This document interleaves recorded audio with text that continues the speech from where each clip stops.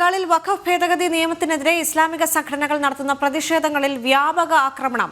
മാൽഡ, ദുലിയാൻ എന്നിവിടങ്ങളിൽ വെള്ളിയാഴ്ച നിസ്കാരം കഴിഞ്ഞ് പുറത്തിറങ്ങിയ ജനക്കൂട്ടം ക്ഷേത്രങ്ങൾ ആക്രമിച്ചു. സംഘർഷബാധിത പ്രദേശങ്ങളിൽ നിരോധനാജ്ഞ തുടരുകയാണ്. വിവരങ്ങളുമായി ഗൗതം അനന്തനാരായണൻ ചേരുന്നുണ്ട്. ഗൗതം, എങ്ങനെയാണ് ഇപ്പോൾ നിലവിലെ സാഹചര്യമുള്ളത്? മറ്റ് വിവരങ്ങൾ എന്തൊക്കെയാണ്?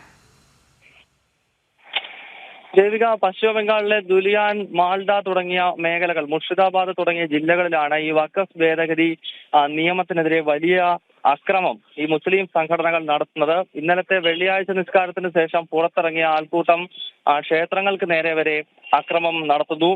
നിരവധി വീടുകൾ ഇതിനകം അഗ്നിക്കിരയാക്കി. വ്യാപകമായി ഹിന്ദുക്കൾക്കും മുസ്ലിം ഇതര മതവിഭാഗങ്ങൾക്കും നേരെ അക്രമം അഴിച്ചുവിടുകയാണ്.